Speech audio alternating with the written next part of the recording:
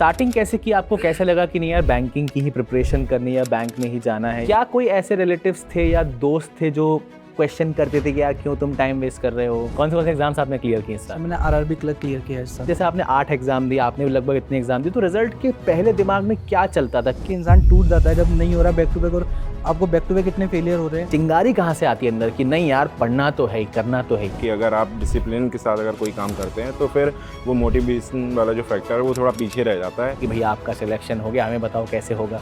तो वो एक सीक्रेट फॉर्मूला आप क्या दोगे अपनी तरफ से कि यार ये कर लो, हो जाएगा? हेलो जी, कैसे हैं आप सभी लोग? मेरा नाम है विदुरेश्वर शर्मा और जैसा कि आप सभी को पता है बैंकिंग वाला पर इस समय चल रही है बैंकर सिलेक्शन पार्टी और काफ़ी सारे बैंकर्स यहाँ पर हमारे साथ एंजॉय करने आए हैं।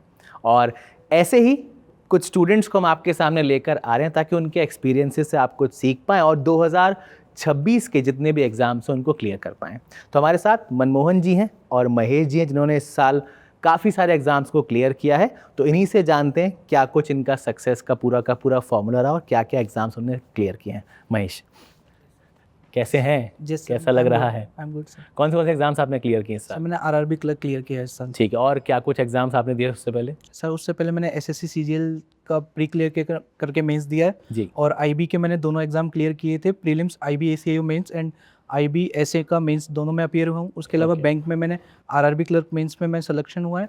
आरआरबी आईबीपीएस क्लर्क मेंस दिया, उसमें मेरा कुछ मार्क्स से सिलेक्शन रह गया and RRB PO mains 8 exam दिया। मनमोहन, यस सर, कंग्रेचुलेशंस पहले सबसे पहले। Thank you so much. हाँ जी, क्या रही आपकी जर्नी, कैसे कैसे आपने स्टार्ट किया और क्या क्या एग्जाम्स क्लियर किए? जर्नी बोलूँगा बहुत रोलर कोस्टर रही है और इस साल के सारे जितने भी मोटे जितने बैंक के मेंस एग्ज़ाम थे मैंने सारे दिए हैं और उसमें से मैंने IBPS PO mains and RRB PO mains भी क्लियर किया, इंटरव्यू दिया उनका, बट फाइनल सिलेक्शन नहीं हुआ। बट आईबीपीएस क्लर्क में as a Bank of Baroda में मेरा सिलेक्शन हुआ है एंड आरआरबी क्लर्क में भी उत्तर प्रदेश ग्रामीण बैंक में मेरा सिलेक्शन हुआ। ओके, तो स्टार्टिंग कैसे की, आपको कैसे लगा कि नहीं यार बैंकिंग की ही प्रिपरेशन करनी है या बैंक में ही जाना है, या ओवरऑल आपके मन में एक विचार था कि नहीं कोई गवर्नमेंट एग्जाम सिक्योर करना है? सर पहला जो विचार था वो तो गवर्नमेंट एग्जाम का ही था। देन उस चीज़ को मैं मेरे फ्रेंड से कंसल्ट किया, देन मेरे कुछ फ्रेंड बैंक में लगे हुए थे। देन मैंने इसके बारे में और जाना तो बैंकिंग का प्रोसेस और एग्जाम्स के कंपेरेटिवली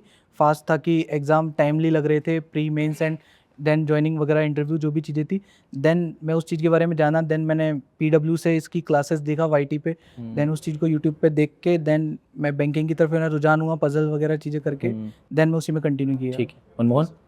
मेन सेम मेरा भी लगभग ऐसे ही रीज़न है। मैंने भी स्टार्टिंग में एसएससी की प्रिपरेशन से स्टार्ट किया था, but at the end syllabus काफ़ी वास्ट था एसएससी का। उसमें हिस्ट्री, जियोग्राफी, पॉलिटी इनको रिटेन करना और मेरे लिए काफ़ी मुश्किल हो रहा था। तो मैंने 2023 में मैंने इसको स्विच कर दिया और इसके बाद तब से मैं फिर बैंकिंग के एग्ज़ाम्स कर रहा हूँ। और मेन एक रीज़न ये भी था कि एसएससी के एग्ज़ाम में काफ़ी देरी हो रही थी उस टाइम, लेट रिज़ल्ट भी काफ़ी लेट आ रहे थे और दूसरी तरफ बैंक का सिलेक्शन काफ़ी फास्ट। तो मतलब रिक्रूटमेंट प्रोसेस से आप दोनों ही थोड़ा सा थी जल्दी सिलेक्शन मिल जाए, तो उसके लिए आपने बैंकिंग में स्विच किया। ओके, तो जब हम प्रिपरेशन करते हैं तो जैसे आपने बताया 2023 से आप प्रिपरेशन कर रहे हैं, आप भी काफ़ी टाइम से प्रिपरेशन कर रहे हैं और फिर अल्टीमेटली 25-26 में आके आपको सक्सेस मिली, तो काफ़ी एक लंबा ड्यूरेशन हो गया। तो क्या कोई ऐसे रिलेटिव्स थे या दोस्त थे जो क्वेश्चन करते थे कि यार क्यों तुम टाइम वेस्ट कर रहे हो, सिलेक्शन हुआ नहीं है या नहीं हुआ है? तो कोई ऐसा था, कुछ क्या बोलते थे वो? क्या कुछ ऐसा मोमेंट था कि नहीं यार अब तो इनको तो दिखाना ही है करके कि सिलेक्ट होकर दिखाना है?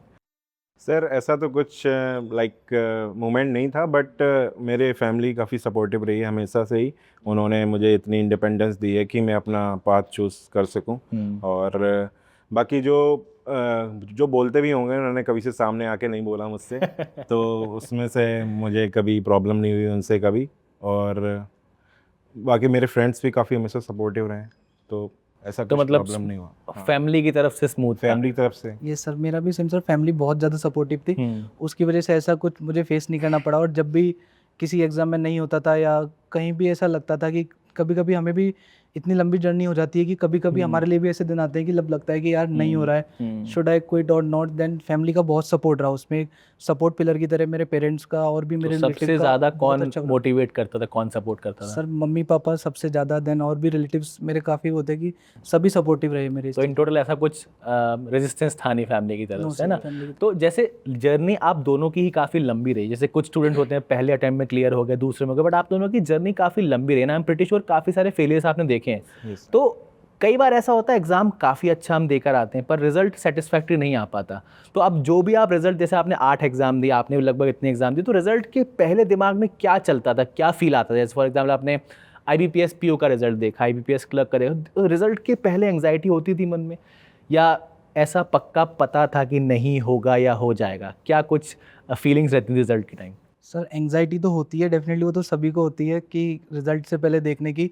बट मेरे लिए तो ये राइड बहुत ज़्यादा रोलर कोस्टर भी रही, क्योंकि मैंने इसी मंथ में इतने फेलियर्स देख लिए थे। अगर मैं स्टार्ट करूँ 28 फेब को, जब मेरा SSC CHSL का रिजल्ट आया था, मेरा उसमें 114 रॉ स्कोर था, बट वो नॉर्मलाइजेशन के बाद 144 मेरा और रॉ स्कोर था, और नॉर्मलाइजेशन के बाद 114 कर दिया। 30 मार्क्स मेरे सीधे कम किए थे, वरना ईजिली मेरा प्री उसमें भी होता। देन IBPS का रिजल्ट आया नेक्स्ट डे, उसमें मेरा अराउंड 1.5-2 नंबर से सिलेक्शन रह गया था।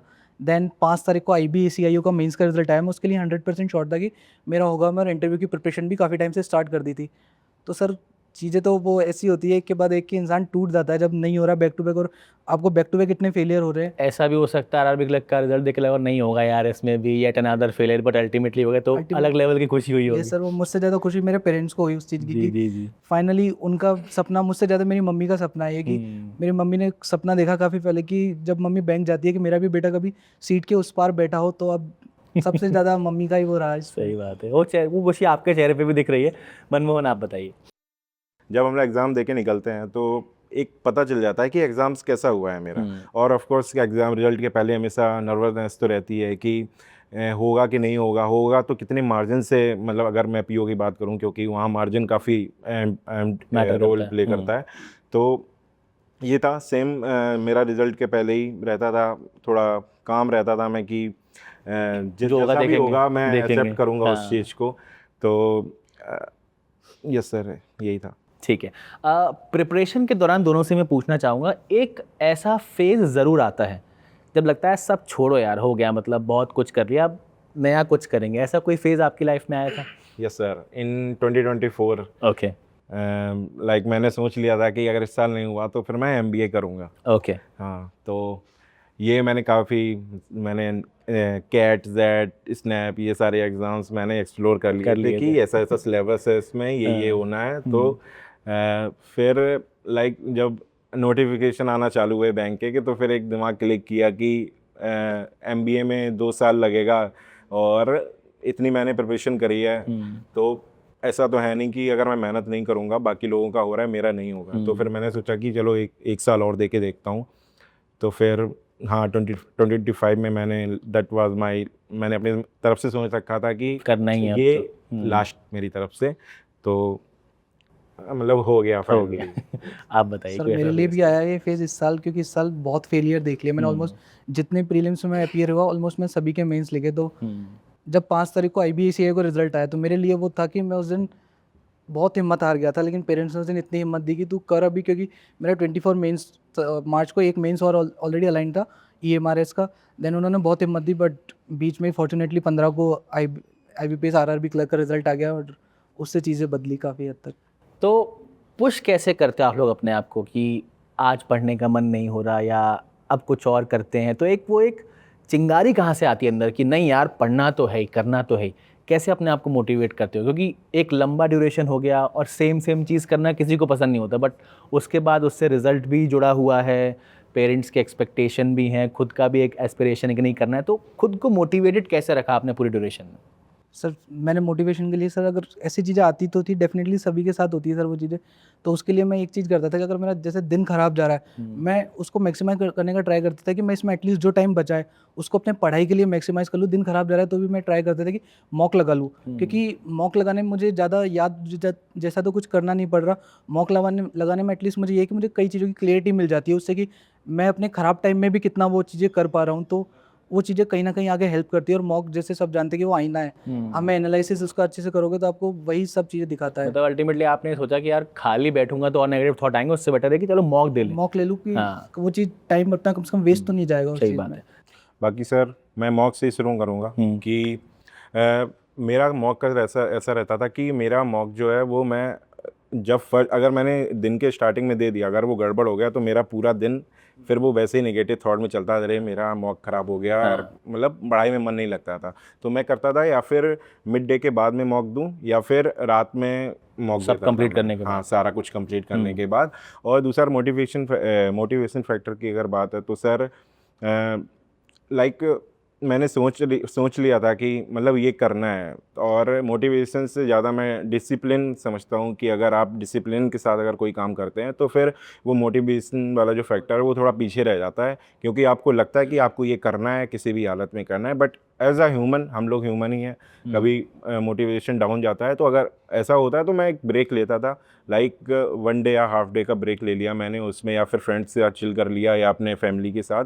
तो फिर वो वापस एनर्जी गेन करके नेक्स्ट डे फिर से मैं वही उसी जो दिन का तो शेड्यूल बेसिक 3 पॉइंट है, डिसिप्लिन रहना है, कंसिस्टेंट रहना है और खाली नहीं बैठना। और एक हार्ड वर्क करना हाँ, है। हार्ड वर्क तो करना है। हाँ। ऐड करना चाहूँगा, अगर आपका पूरा दिन में कुछ भी नहीं पढ़ने का मन हो रहा है तो एटलीस्ट 1 घंटा आप जरूर पढ़िए उस दिन में, क्योंकि फिर वो होता है कंसिस्टेंसी ब्रेक होती है तो फिर कंसिस्टेंसी ब्रेक होती है और आके मन में रिग्रेट रह जाता है कि यार मैंने उस दिन कुछ नहीं पढ़ा।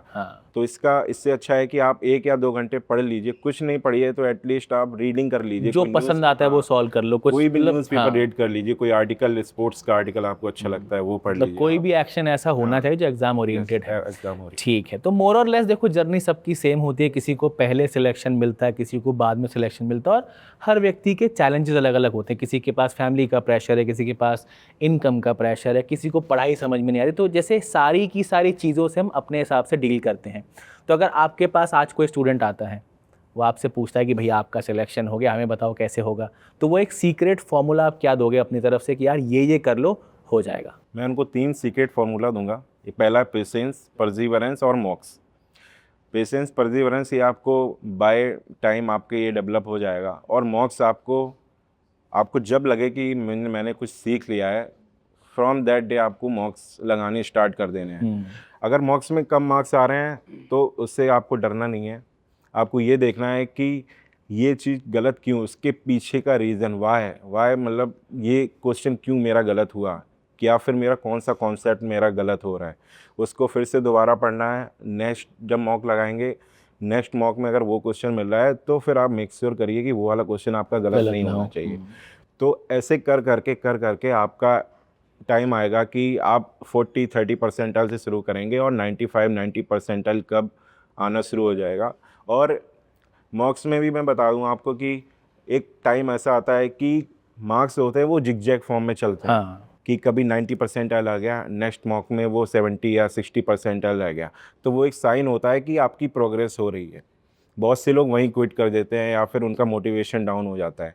वहाँ क्विट करना नहीं होता है, वहाँ से ही आपको एक एक्स्ट्रा पुश देना होता है और आपकी अपनी प्रिपरेशन और आगे कंटिन्यू करनी होती है।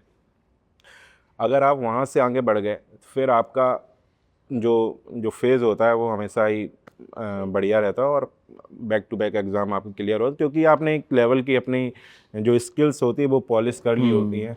और मेरा मानना है कि लाइक अगर आपने एक लेवल की पढ़ाई कर लिया, फिर आपने एक लेवल के मार्क्स लगा लिए, फिर आपका मुझे नहीं लगता कि कोई भी एग्ज़ाम्स, फिर वो आपका दिन ख़राब हो सकता है जिस दिन आपका एग्ज़ाम ना अच्छा हुआ हो, बाकी मुझे नहीं लगता फिर आपका कोई एग्ज़ाम रोकेगा।